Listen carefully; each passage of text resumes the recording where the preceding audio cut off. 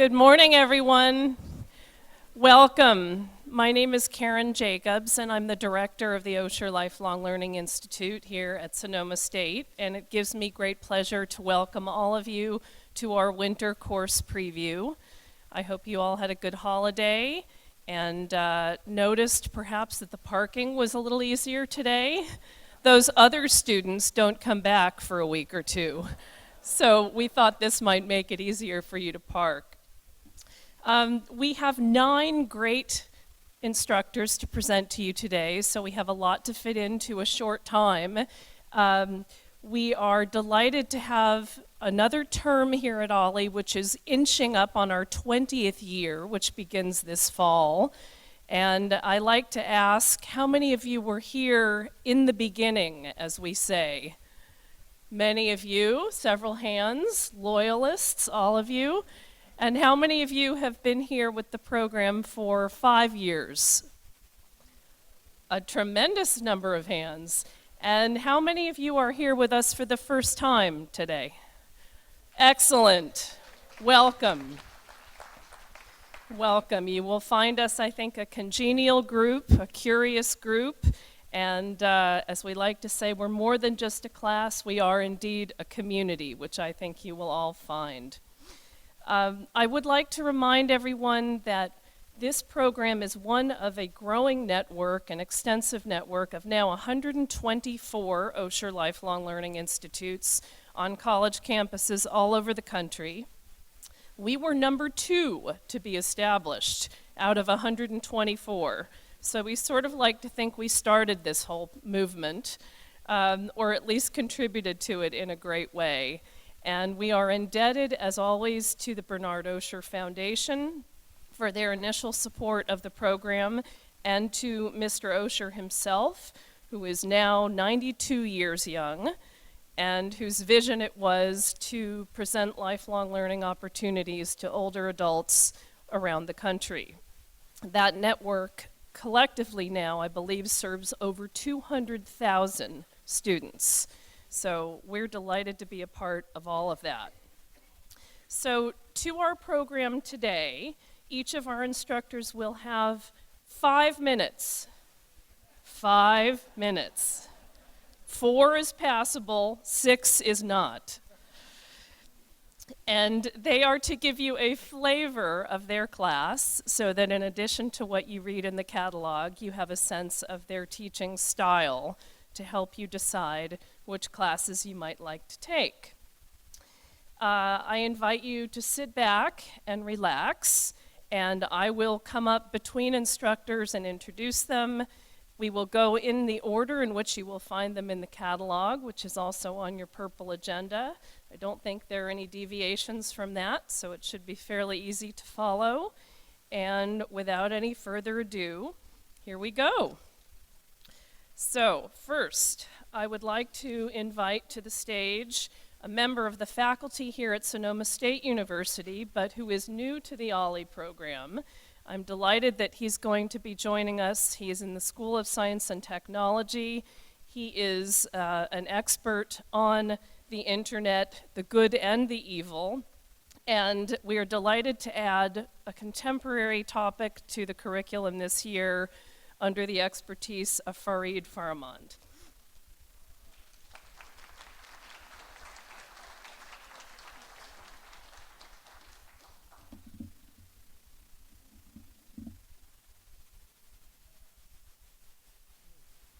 Good morning. It's really a pleasure to be here. Thank you so much for inviting me. My name is Farid, and as you know, I'm one of the faculty members in the engineering department at Sonoma State University. Before coming to SSU, I was working for a number of different telecom companies for about 15 years. And for the most of my career, I've been involved in designing and testing and building these large, high-capacity telecom systems. But over the past several years, I've become really interested to understand what does this technology really does to people and to society as a whole. So this course is really kind of a brief overview of what I've been kind of doing on the side in terms of understanding what these technologies are and what they're doing.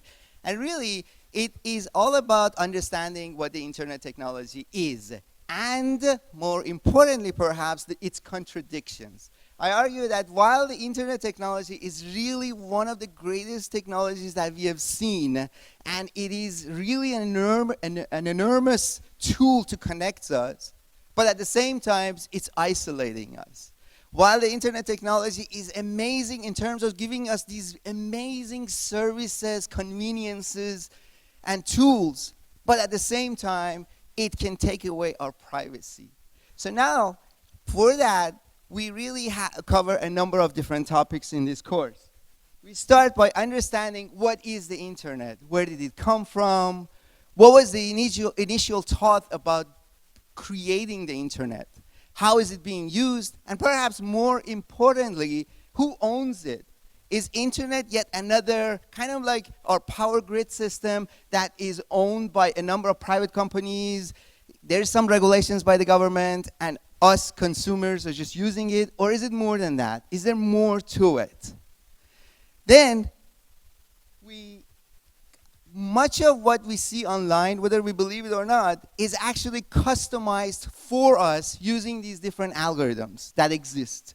These algorithms are the ones that basically, depending on who we are, it shows us what's the result of our Google search. Or when we go on Amazon, all these ads or different products that pop up, it's all based on these algorithms. So now the question is, what are these algorithms? Where are they? Who is running all these things? And again, who owns them? Can they be biased towards different people depending on where they come from, what they're doing? So in this course, we look at some of these algorithms and how they are being used by different corporations and companies.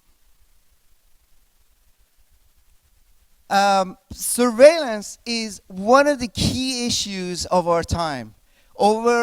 It's estimated that by 2021, cybercrime will cost something about $6 trillion. Internet is arguably one of the greatest inventions of our lifetime. Yet, it is increasingly becoming a tool of control and monitoring. So in this course, one of the things that we greatly discover and we try to cover is really what's called as the internet surveillance, which is being used by governments and private organizations. And we look at how they are using it to learn more about us. So we conclude the course with understanding where is this technology going to. And we look at some of the evolving technologies such as autonomous cars, smart cities, Internet of Things, and so forth. And we look at how these things are going to impact our online privacy and security. We argue that the security of the future internet is really something that is of our shared responsibility. Shared in a sense that we should also be responsible for what we are giving away when we are actually online. But at the same time, it's important for us as a society, I think, that we basically demand better privacy laws and better regulations from the government. So it's really something that we have to understand how the internet works first, and then we understand how the privacy and security is important and what we can do about it. So I hope you can join us to learn more about these intriguing topics, and then we can get together and discuss those subjects. Thank you so much.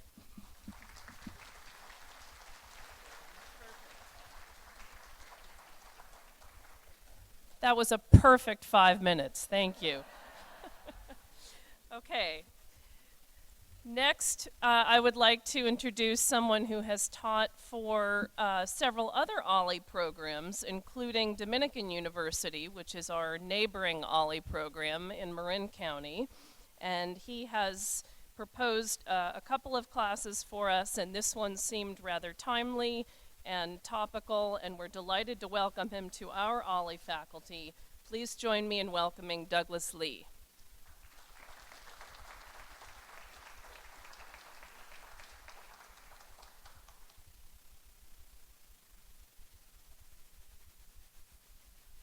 Good morning.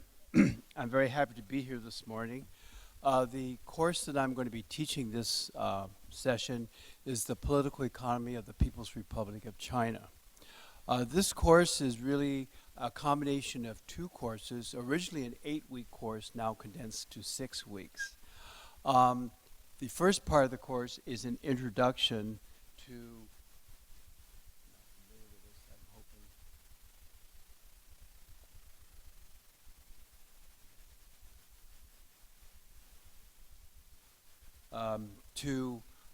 modern Chinese history. This is the flag of the Republic of China on Taiwan, and this is the flag of the People's Republic of China in Beijing on the mainland. This course would divide into two parts. The first part is a history of contemporary China, China within living memory. Many Americans are not familiar with the revolution in China. The revolution in China did not occur in 1949. It started as far back as 1920. So I thought it would be appropriate to give a context to the contemporary scene in mainland China with a history of the development of China from the 20s through the revolution of 1949, and then cover China from 1949 to the end of the Maoist era in 1976, with transition to contemporary China from 76 to 1997 under the leadership of Deng Xiaoping. The remaining part of the course, for 3 weeks, will cover the political economy of China. The political economy of China is a study of how the political and economic sectors interlink with each other, so that we can understand the development of public policy in China with regards to reform and modernization, and China's new stance in the contemporary world is a major actor in the international scene.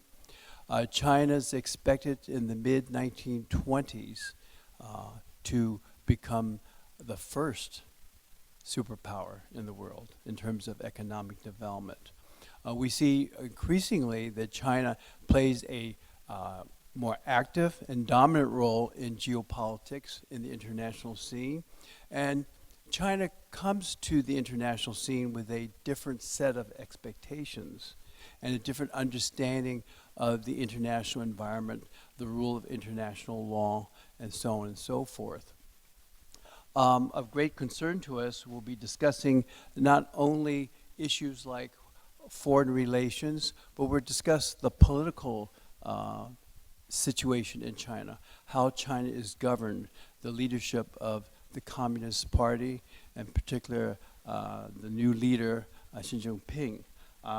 These factors weigh heavily.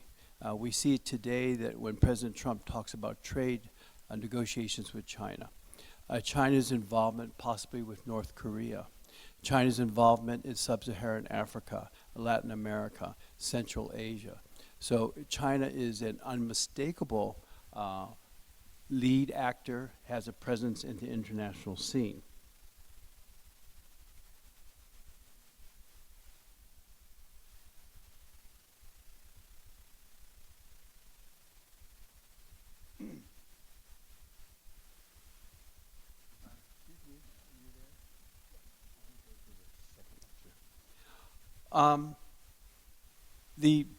There will be a contrast between the first and the second part of the course. The first part will deal a lot with history. There will be a lot of photographs, a narrative of that. And then in the second part of the course, you'll recognize many themes, many signposts when we talk about things like pollution. We talk about the mobile population in China. There are over 250 million people in China. That could be kind of a parallel with our homeless people in the United States. Can you imagine a population of 250 million people who are constantly on the move? They're a migrant population. These are not like Latin Americans who cross the Rio Grande. These are people in China who are Chinese who are on the move. And so they are a major issue.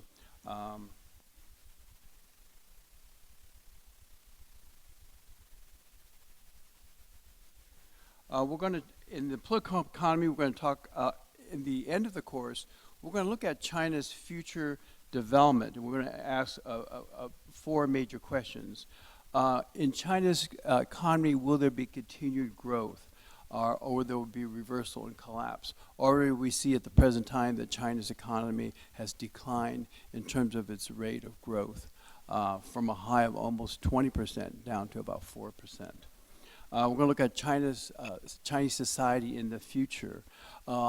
There has been a move for more democratic change ever since the Tiananmen Square massacre of 1989 and more recently in Hong Kong. And we would like to speculate about the future of democratic development in China. Will there be more? Will there be less? And then looking at China's role in the world economy, the global economy. China can be seen as a valued partner that we can work with, or as a deadly competitor. As China edges out the United States as the #1 position, what does this mean for the United States in particular, but also for the rest of the global economy in Europe, the developing world? Finally, looking at China's foreign and security imperatives, analyzing, is China going to be a reliable partner in the resolution of international issues? Believe it or not, China is involved, observing and involved in the current crisis with Iran in the Middle East, as well as in Asia, in cases like North Korea. So I hope that you'll be able to join us at this course. It'll be a very interesting course, and I look forward to seeing you. Thank you.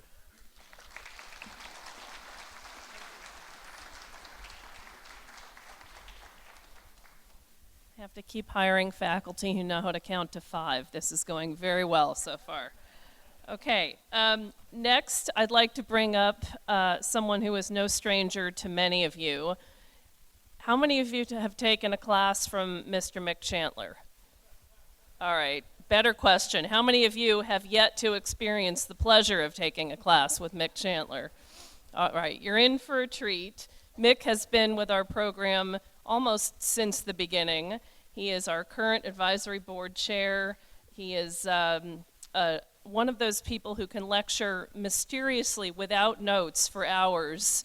I don't know quite how he does that. We still haven't figured that out. But he has proposed a course this time with a clever title, as usual, From Buffoon to Philosopher King, The Many Faces of Abraham Lincoln. Please join me in welcoming Mick Chandler.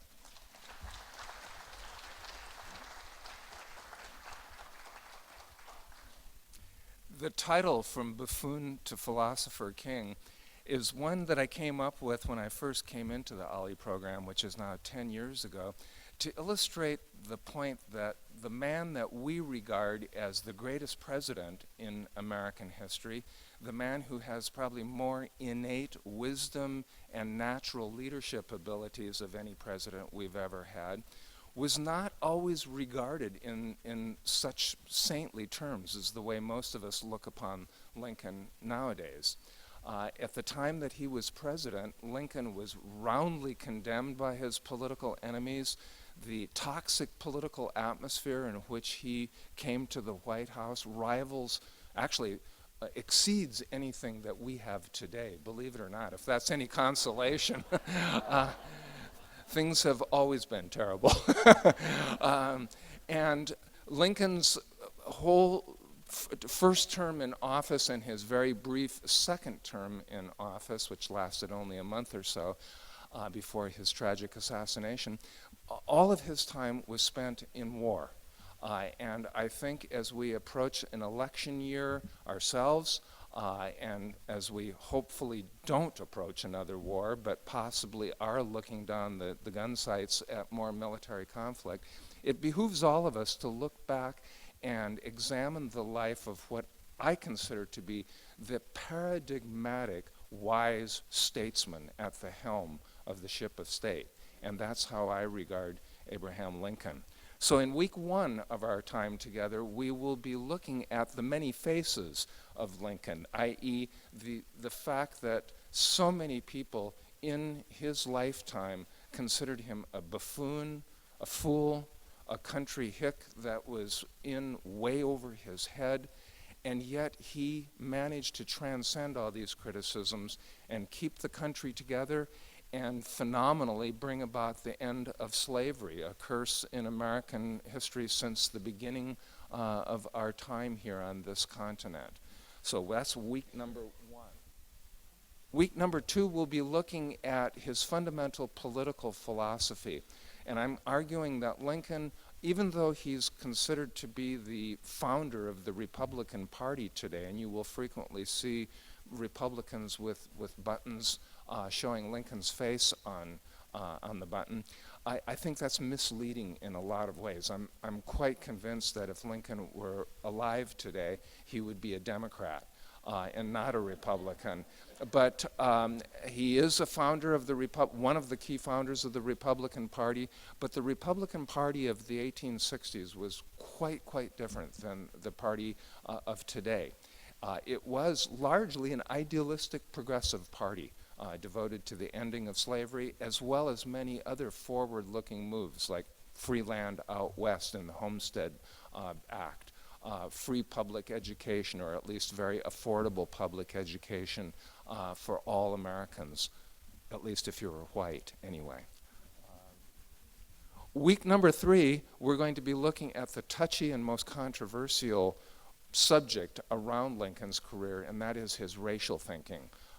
Lincoln has been panned by many of his critics as being nothing much more than a typical Western backwoods farmer racist.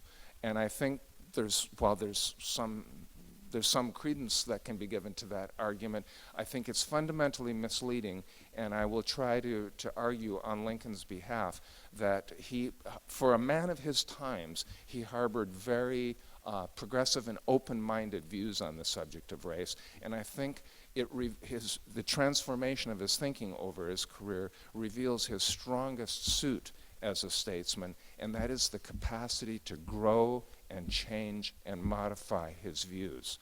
The young Lincoln was racist. There's no denying that. The Lincoln of the second inaugural address sounds quite different. Lincoln was hammered by his political opponents, the Democrats, as being a dictator, as being a Julius Caesar, as someone who was trampling on the Constitution and basically tearing up the Bill of Rights in order to carry out his Civil War aims. So we'll be looking at the arguments against Lincoln in week 4, as well as I will try to explain why he took some of the extremely drastic steps that he did in order to preserve the Union. Week 5 delves into Lincoln's personality, his psychological makeup. To me, this is the heart of the lecture series in many ways, because it presents Lincoln as being someone who had to battle through severe depression in order to achieve greatness and to accomplish his goals. Very much like Winston Churchill, Lincoln was a lifelong chronic depressive, so much so that as a young man, he had 2 very serious close calls with suicide. And we're going to look at what the roots of that depression might have been, and also we're going to adopt a somewhat counterintuitive argument that it was his depression that made him a genius. It was his dark understanding of the tragedy of human life that made him the profound leader that he was. A cheerful optimist is great, but in the middle of a civil war, maybe you need somebody that has a little more sober understanding of things. All right. And week 6, we're going to look at another controversial aspect of Lincoln's personality, and that was what were his religious beliefs. After his assassination, he was sort of drafted into the army of evangelical Christians who adopted him as one of their own.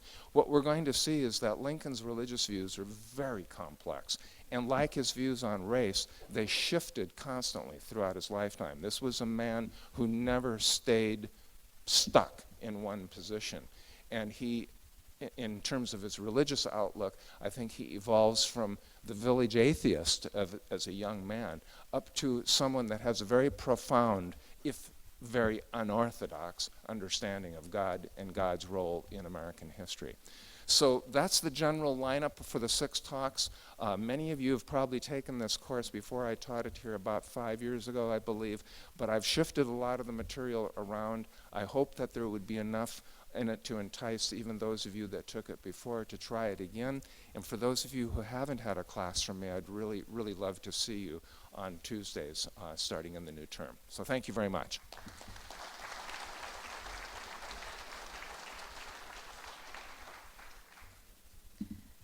Okay, thank you, Mick.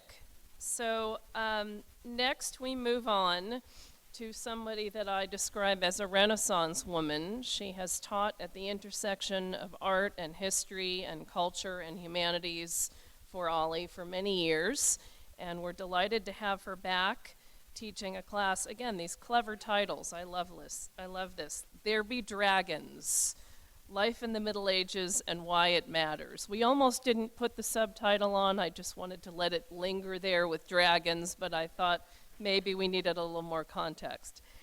Please join me in welcoming Heidi Chrétien.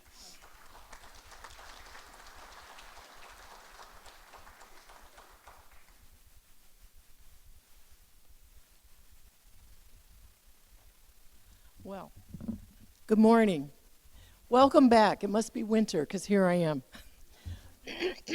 Sorry. I am losing my voice, so please bear with me. There Be Dragons. Why did I focus on dragons? What do dragons elicit in your imagination?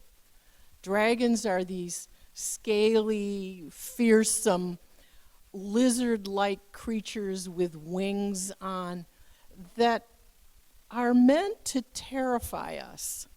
They're meant to be these fire-breathing creatures that scare us into terror, really. If we look at maps of the Middle Ages, they would draw the known world, and then on the edges of these known worlds, they'd put these dragons. And what did this signify? Dragons indicated something that was unknown and scary. And I was just talking to a child the other day, and we were talking about those scary images that we all know existed under our childhood beds. They existed in the darkness.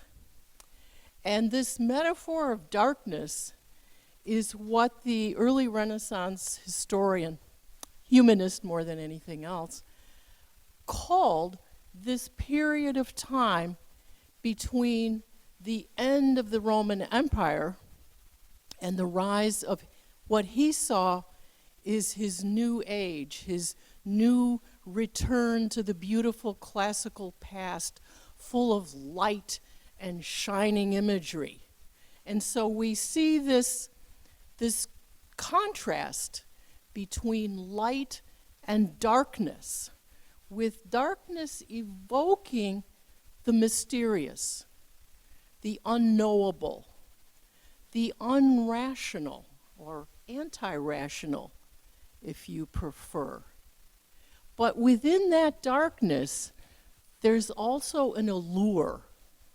What is it that draws science fiction writers, and Hollywood in particular? How many of you have watched The Game of Thrones? Exactly. The Game of Thrones, The Lord of the Rings, with these quests for a magic object that somehow brings redemption and all the other goodies of life. Even Harry Potter. What does Harry Potter do? He lives in a castle and he fights dragons. So this mysteriousness and this unknowableness also has this powerful allure. And what is it? This leads me to the second part of the title, which I'm glad was included. Why do the Middle Ages matter? And I've been kicking this around in my head for quite some time, ever since Sally and I did the architecture approach last year. And I was teaching about the meaning of a Gothic cathedral. Sally could explain why it stood up and continued to stay up, and I talked about what it felt to be inside. And part of what it felt to be inside was this sense of awe, this sense of mystery and unknowability. In the course of my thinking about all of this, wouldn't you know, I ran across an essay that talked about the fact that the white supremacists that we have so many of today lurking around like dragons have grasped upon many of the images that come from the Middle Ages. In other words, they're looking at a different approach and a different side to it. And I thought, wow, who knew? I certainly didn't know. And what is it that can attract, for instance, the 19th century romantics that gave us all these wonderful fairy tales about castles and damsels in distress? We all grew up with these cartoons and these images. Even if you think about some of our cowboy heroes, you know, they're galloping off on horses to save us.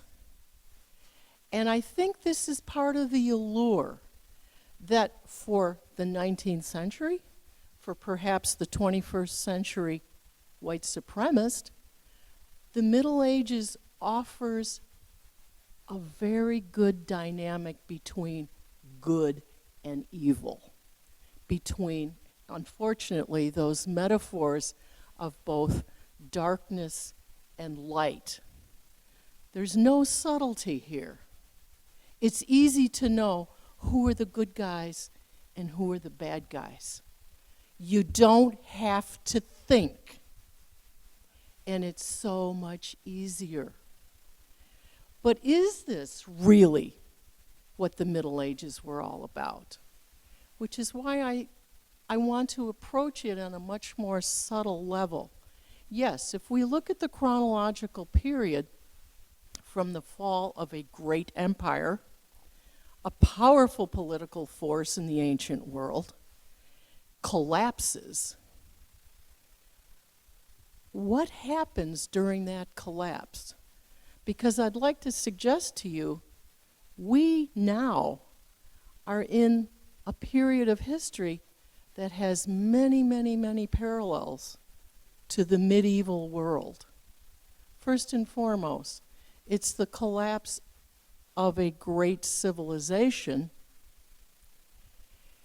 It represents a turn away from rationality and subtlety in favor of stark definitions between good and evil, a turning away, if you will, of the physical world in favor of another world, another experience. It's also the period of great transitions of people, great migrations of people. We think of the marauding hordes across Western Europe. Well, we're seeing, I won't call them marauding hordes, but we're certainly seeing vast movements across the globe of people looking for something else. The Middle Ages was also a time of great advances in technology. Where's Fareed? There you are. Yes, 5 minutes. Topics are changing roles of women, how to live in a monastery and what it means, medieval manuscripts, Gothic cathedrals, and my time is up. So come and join me on Tuesday afternoon.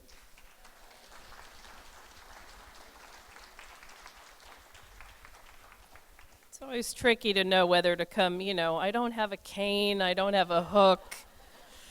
All right, Moving on, I'd like to introduce someone who, when she came to audition as a new instructor for OLLI, as every new instructor has to do, she had the most glorious visual images that our curriculum committee was enthralled and wanted to see more. And while she had several topics in mind, we thought that the topic of Impressionism and the painters of modern life was rich and would appeal, I think, to many of you. I know many of you are in the art club, but I think far and beyond that, this course is likely to draw a tremendous audience, and I'm delighted to welcome her to our faculty, Maureen O'Brien DeGeller.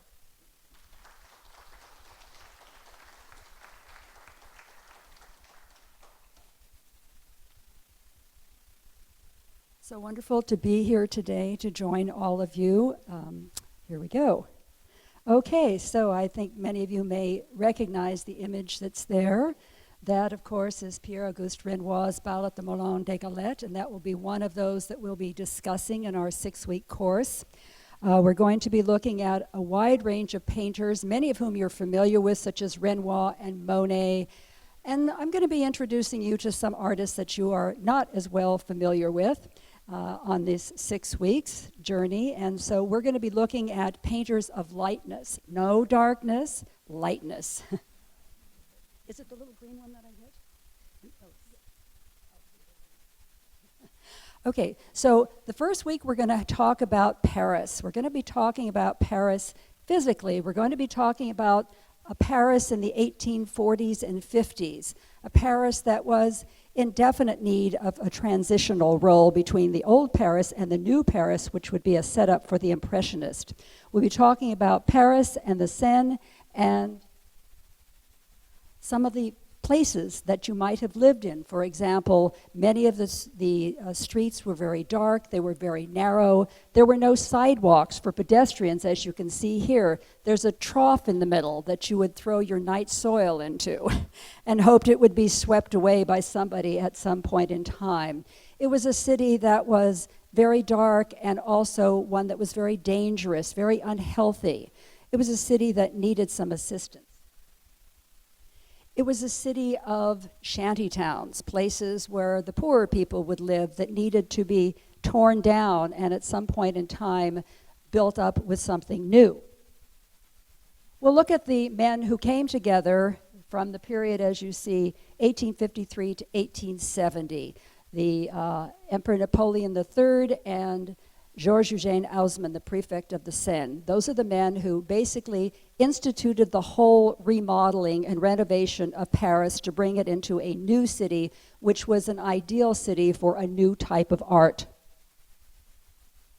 Here, of course, is the new Paris, the result of their work, which continued until the 1920s. They didn't quite finish in 1870.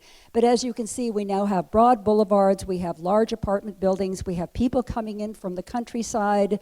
They need some new decor for their walls, don't they? And that's where the Impressionists come in.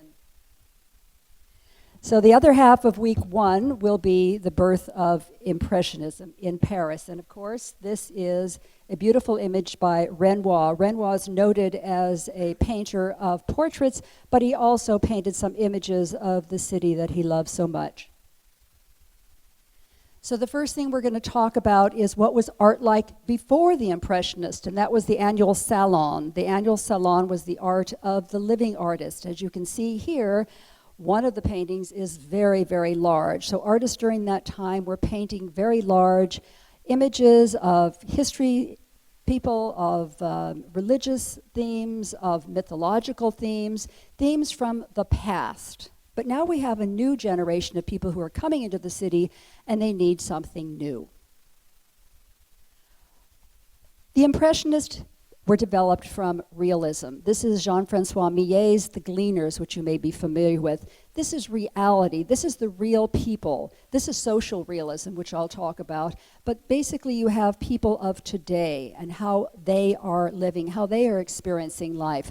No mythological people, no great historical people, but real people. So the Impressionists came together, a group of them, and their first exhibit was in this building. You notice what it's made of? It's made out of glass, a new material for building. You'll notice that it begins in the top floor of the studio of Nadar, who's a photographer, a new medium that the Impressionists use extensively in their work, and we'll be talking about that too. So the Impressionists get together. They're going to do things completely differently from the Salon. They're not going to have a jury that says yes or no. They're just going to get together and hang their paintings and hope that the people like them. Well, initially, they weren't sure what they were all about, so it took a while, but after a bit, the works of the Salon receded in the distance and the works of the Impressionists came forward.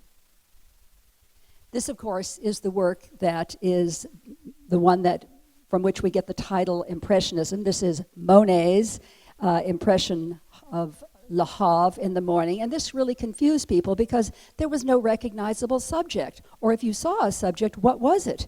It was a harbor scene. It was people going about their business. But could you really find the people? Are they defined? No. This was confusing for a while, but then all of a sudden people got caught up in the imagery and they really began to enjoy it. The second week, I'm going to introduce you to the women artists, because the women did exhibit at the Impressionist exhibitions, but it was very difficult to be a woman artist in the 19th century. Okay, quickly, we'll be looking at women artists. Sorry. And then we will be looking at the industry, the changes that resulted in the Impressionists moving from Paris, taking the train out to the suburbs. We'll be looking at industrialists and their buildings. We'll be traveling with the Impressionists from the Seine all the way to Rouen, looking at Monet painting in his little studio boat. We're looking at this painting in great detail, which we all love. We'll travel to the Channel. We'll travel to the coast, people on vacation, people on holiday. We'll look at how the Impressionists live, how they experience life in the city, how they go out in the evenings and enjoy the opera and the ballet, where they go at the Moulin de the Folies Bergère, and of course all of that will take place on Wednesdays in the morning, and we'll have lots of time, more than 5 minutes.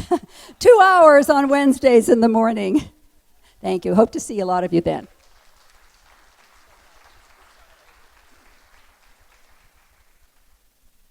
I know it's not easy to do this in 5 minutes. It's a little bit like speed dating. Okay, moving on with our Arts Day, we have continuing from the visual arts to the cinematic arts, a wonderful course that combines myth and the movies and psychology and cinema from another new member of our faculty. Please join me in welcoming Terry Ebinger.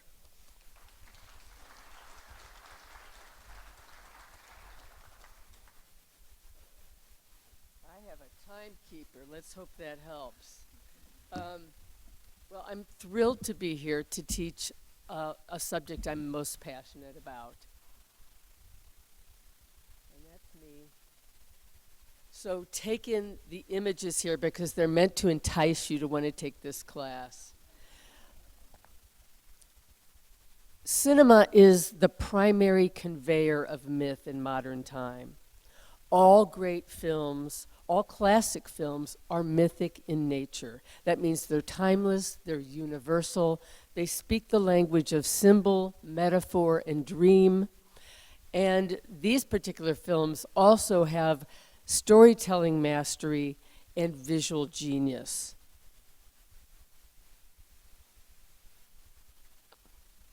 We're going to start with The Bride of Frankenstein. Known as a horror film, it's really an existential parable filled with existential philosophy using German expressionist design, and really it's about post-World War I traumatic injury to the male psyche. It really is. It's fascinating to look at that level. It's also filled with gay camp because the director, James Whale, was an out gay man. And it's black humor. He invented bringing black humor into horror. And what happens when the mania of technology surpasses humanity? So a very current aspect.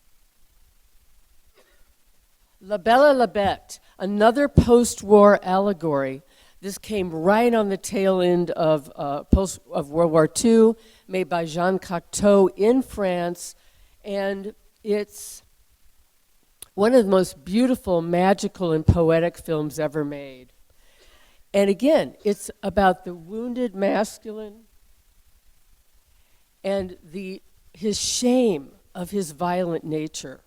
We can also see it, and we will, as an animal husband tale.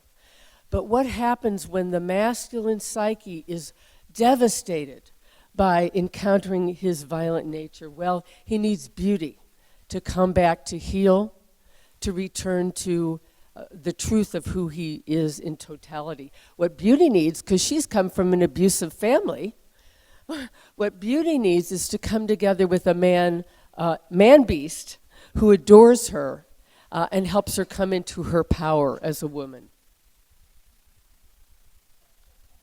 Then we have Night of the Hunter, another great one, the only film ever directed by Charles Laughton. He was a closeted gay man. So what we have in this one, make sure that's moving, what we have in this one is a Gothic depiction of fundamentalist Christianity. And beautiful, beautiful imagery from German Expressionism, the pastoral work of D.W. Griffith. At the center of this is a night river journey that's just fantastically fairy tale in its nature. It's one of a kind the way he combines this. And then we have our hero, the wise old woman who knows how to protect and take care of life. And that's played by Lillian Gish. Very, very special, one of a kind movie. Invasion of the Body Snatchers, another one that's thought of as a horror movie, but it's full of cultural allegory. The science fiction movies of the 50s were speaking to the panic in the Cold War, the panic over the House Un-American Activities Committee, the panic over communism and post-nuclear age. But also, they talk about suburbia and the horrors of the conventionality that's happening in suburbia. What happens when we go from perfect town USA, the picture on the lower left, and we look beyond the curtain at what's happening underneath, and we see people are falling asleep. There's a mass hysteria of instinct injury, people in denial, another very current story. And we've got to somehow get away from this mass going to sleep quality in America. And it's brilliantly, these are all visually genius films, very special, each one different in its own way, of course. Harold and Maude, a beloved from the cultural revolution of the 70s. We saw it as a literal story. It's really fun to see it as what it was meant to be, a fairy tale. And it's a fairy tale about a youth who needs desperately to be initiated. And he needs to get away from his engulfing mother and find his true nature.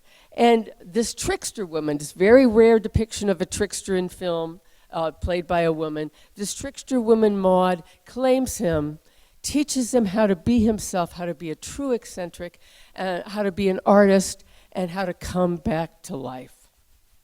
We all know we love this one.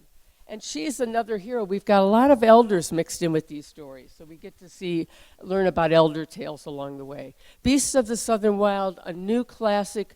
It's a flood story. Takes place in post-Katrina New Orleans, and made by a director who was the child of two Smithsonian folk historians. It is an ecstatic piece of American folk art. And beautifully done. A father's daughter, a motherless child who needs to search for the lost feminine to come into her queenliness. I hope you'll join me. We're going to have a lot of fun. We're going to learn a whole lot about the deeper nature of film. Thank you.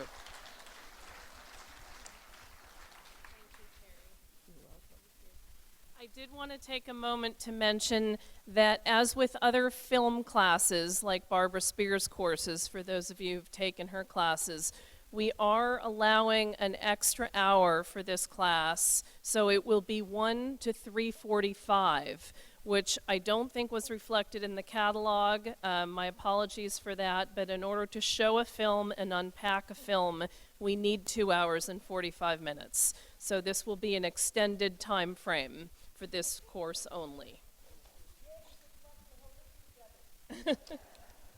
Okay, moving on to what I might classify as our World Cultures Day. We have someone who has taught, Douglas, how many classes with OLLI? Many. Okay, we'll go with many. Double digits, definitely. Douglas spends part of his year in Sicily and part of his year back in the U.S., and we always try to grab him when he's back on American soil to come and teach for our program. He's done a number of classes that bridge cultural history and social and political history, and this is the first time, I believe, that he's taught a class on Arab cities. It's not a topic we've covered much here at OLLI, and one that in our World Cultures rubric I'm delighted to have this winter. So please join me in welcoming Douglas Kenning.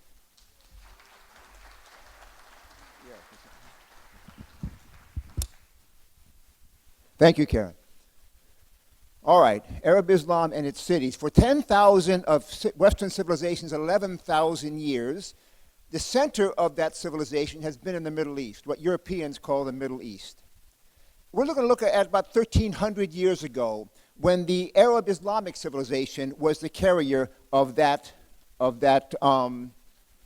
energy of Western civilization.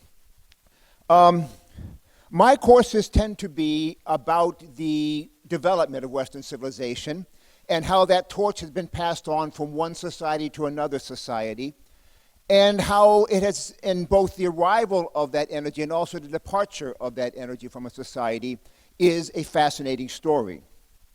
Arab Islamic civilization has played many roles. The Arabs have played many roles in the Western civilization story. One of which has been salvation of Western civilization, the carriers of Western civilization, those who took the Greco-Roman world and handed it off to us, and therefore the saviors of Western civilization. They've also played the role of the villains in the story, of those who were the enemies of Western civilization and attacking that civilization that left it behind. So both factors will be a part of our discussion. We're not going to look at the entire Islamic world, but only at 5 key cities in that story of the golden age of the Islamic civilization, the Arab Islamic civilization, beginning in Mecca.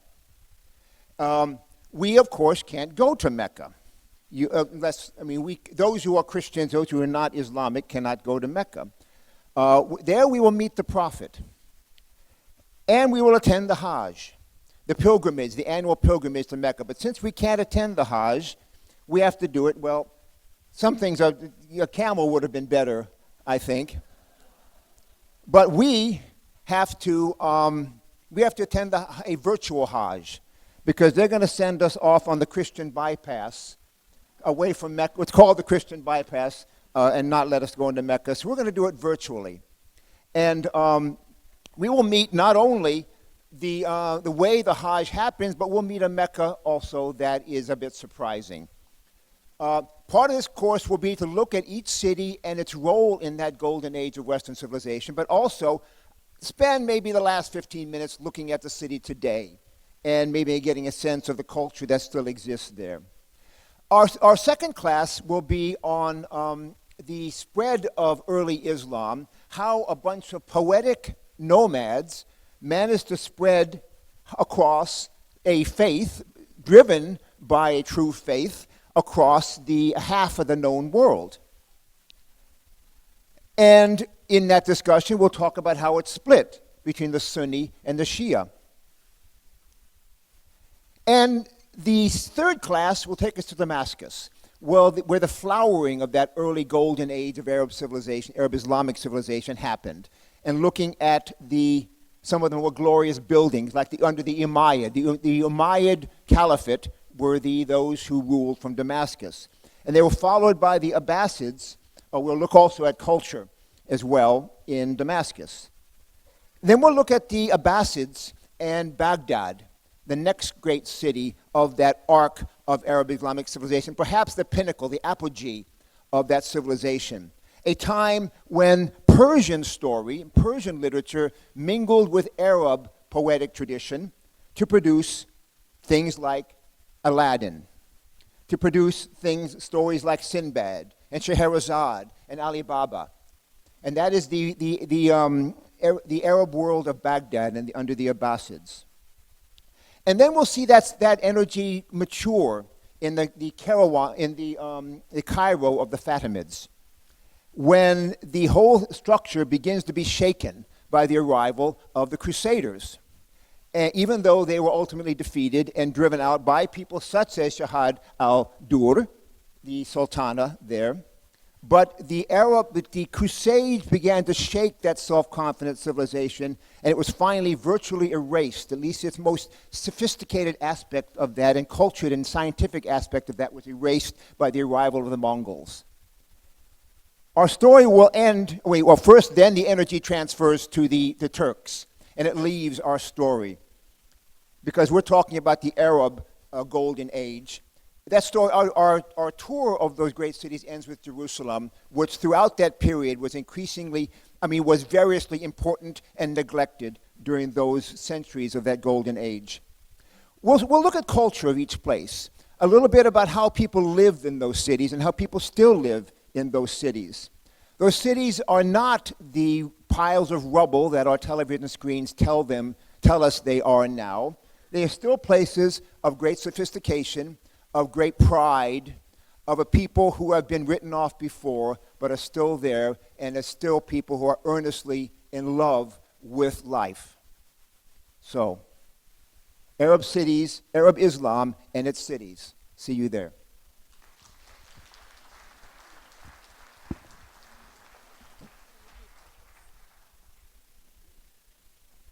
Thank you, Douglas. Okay, so we now move from Arab cities to modern Russia on our trip around the world. And it gives me great pleasure to welcome someone who, again, when he auditioned for OLLI, I think really wowed the curriculum committee. He has both personal and professional experience on the topic, and I think it's even more relevant today, perhaps, than when he brought it to us initially. And I'm delighted to welcome Igor Kolosov.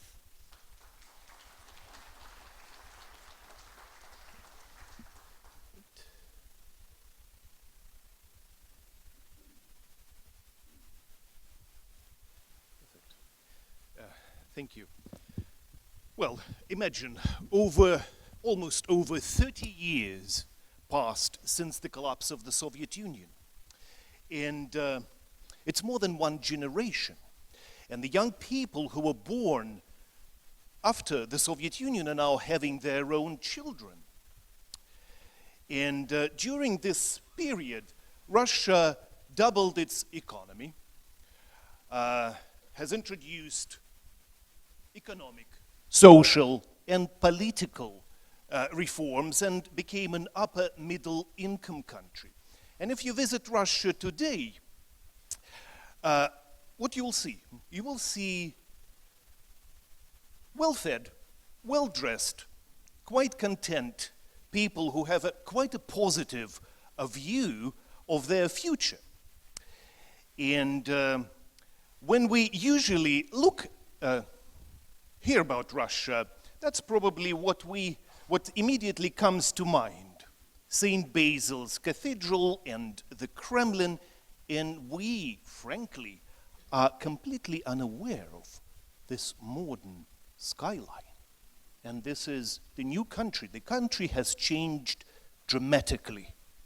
And it's practically a new country, and I think it's high time to revisit Russia after 30 years. And that's how we will do it. So we will have, in the first class, we'll have a snapshot of modern Russia, where it stands as a country, as a whole. They have modernized their economy. It's now a capitalist country with free market economy. There is no more oligopoly. That notion of Russian oligarchs has transformed. So now those people who we usually think of oligarchs have a different name. And I'll tell you the name in the class. So the society is changing, and the Russians are changing their character. For example, they're getting more polite. We will see how this is happening. That's surprising for me. Every time I visit Russia, I'm in shock. So we will try to analyze why. So we will have a look at their political system. We know that their leader is staying there, seems like forever. So, but he's doing it legally, actually. He managed to do what Theodore Roosevelt planned to do and failed to do in the 20th century in the United States, and then FDR succeeded in implementing that trick, political scheme. Well, we will see also the key challenges the Russia is facing now, and also for us to understand a country and understand why they behave in a certain way, the way they do, especially considering all the recent events with their involvement in Syria, Venezuela, and of course 2016 election in the United States.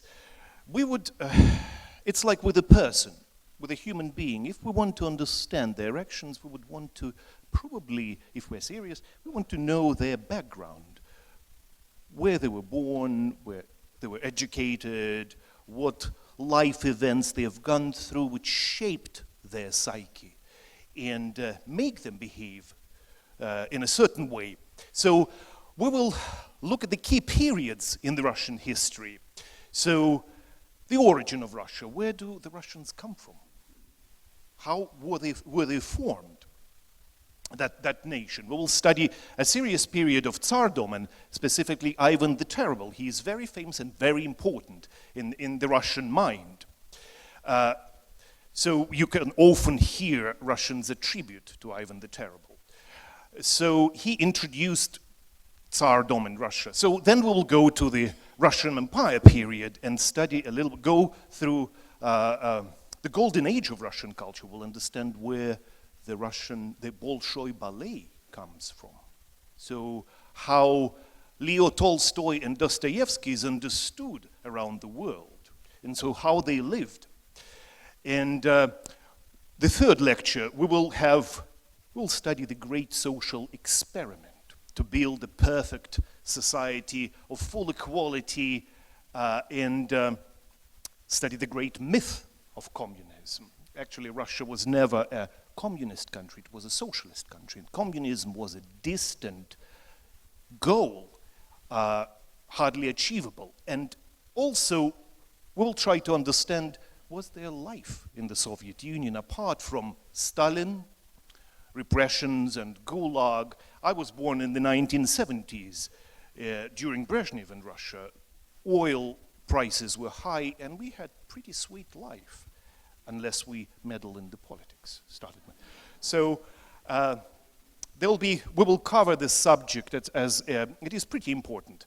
And then we will try to understand why that formidable country collapsed. So what were the causes of the disintegration of the Soviet Union? How the Russians made the transition to the new economy, free market, open economy. And we will look at the social change, how their life changed, how they lived in the 1990s, how they lived through the economic boom of 2000 and through 2010, and we will look at what they're doing now. They're reestablishing their new identity. That's why we see the resurgence of Russia in the political scene. Also, we'll study quite a bit of statistics, but it's important to understand where the nation stands at the moment, how we should view them. But also, we want to focus on the life of the real people, to understand how this abstract statistics looks in real life. We will dedicate one class completely to the way the Russians live, how they dress, how their homes look, what it takes to have a normal life in Russia, how different professional categories live in Russia. For example, doctors. Doctors don't get that high salaries in Russia yet. Russians have, I think, a large number of doctors per 1,000 citizens than most developed countries. So we will also look at the life of Russians at retirement. They have a solidarity-based retirement system. And yes, thank you. So I hope I won't be sent to Gulag for this violation. So, and we will also look at the young people. And finally, we will look at the Russian views of the world, themselves, the United States. They hold the Americans in high esteem, save one thing, international politics. So, and we will also look at their national priorities and plans. It seems like they have been having what we could call New Deals for about 20 years. They're constantly implementing national projects, what their goals are. We will see that. And also we'll probably explore some possible paths for US-Russia relations. And I would like to finish with a joke. I hope that some people responsible for the Russia policy in Washington, D.C. could attend our class, because I believe they would be equipped with the most up-to-date 360-degree knowledge about Russia and would be very efficient in their policy decisions. But if they don't attend this class, I would argue that any one of you will stand a very good chance to land a position of a competent Russia advisor in the new administration. So I would like to keep this idea in mind when choosing which classes to attend in the new semester. So I hope that the class will be both educational and entertaining. Thank you for your time and hope to see you soon. Thank you.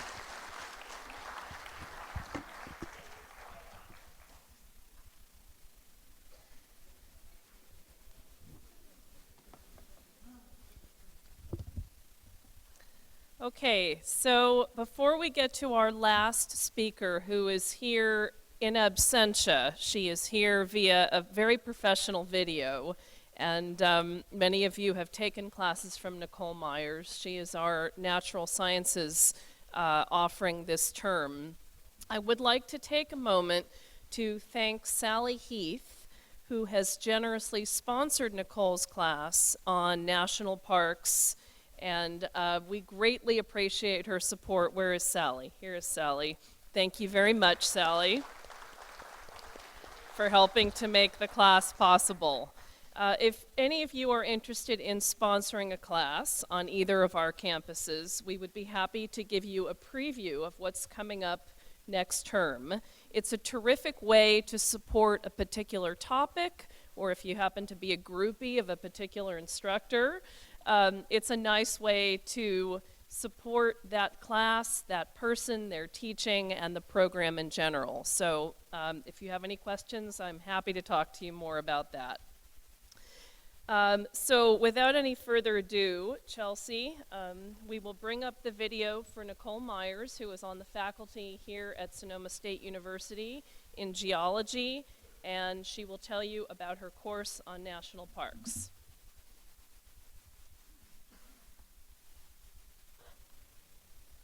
Good morning, my name is Nicole Myers. This winter, I will be presenting Geology of the National Parks, the story of an evolving continent during the OLLI off-season on Friday mornings at 9:30 a.m. The continental United States extends from the tectonically quiet Atlantic coast to the tectonically active Pacific coast. The patchwork of rocks and geologic structures across the U.S. tells a story of continental evolution, pieced together by geologists like myself. We study the rocks exposed at the surface and create maps, like the generalized geologic map of the United States on the right side of the screen. These maps expose patterns through space and time that help us understand how North America has been pieced together over billions of years. We now understand that the coasts are young, relative to the more ancient geologic history of the continental interior, and the North American continent continues to grow, slowly but surely. The United States is a compilation of terrains formed by hundreds of millions of years of geologic processes. Just as the geology of the United States continues to evolve, the conservation of uniquely beautiful locations around the country is in a constant flux, and as of 2019, the United States has 61 national parks. Studying the geology of the national parks is a perfect way to explore the evolution of North America. This winter, take a virtual geo-tour from coast to coast and through deep time. We will go back hundreds of millions of years into the past to understand why and where volcanoes erupt, mountains rise and erode, canyons are carved, and faults move. We will examine deserts that were once oceans, investigate where the continent crumples, and learn how each of the national parks we explore this semester provides a view into the geologic past of our nation. The geologic history of the United States is the result of the constant motion of tectonic plates. The size and shape of the plates change, thereby changing the shape of the surface of planet Earth and creating unique environments. The U.S. is home to many beautiful destinations that draw people from around the world. By the end of this course, we will have gained an understanding of the unique geologic processes that formed our national parks. In the Appalachians, we will investigate the growth of the North American continent. In the western U.S., we will explore an active tectonic boundary and ongoing volcanism. In the deserts of the Southwest, we will examine the rise and fall of the seas. In the Midwest, we will delve into evidence of hundreds of millions of years of climate change and cyclical ice ages. In each park we investigate, we will piece together the evolution of life, punctuated by extinctions that leave behind fossils. So join me this winter as we explore the most beautiful places in the USA. To name just a few, I will cover the evolution of the Appalachians within the Great Smoky Mountains and Shenandoah National Parks, the ancient inland seas at the Grand Canyon and Carlsbad Cavern National Parks, the rise of the Rockies at Glacier and Grand Teton National Parks, volcanism of the West within Yosemite, Yellowstone, Pinnacles, and Lassen Volcanic National Parks. Last but not least, deserts of the Southwest, including Death Valley and Zion National Parks. I hope you will take this geo journey with me this winter on Friday mornings from March 6th through April 10th to tour the national parks of the United States and the evolution of North America through the depths of time.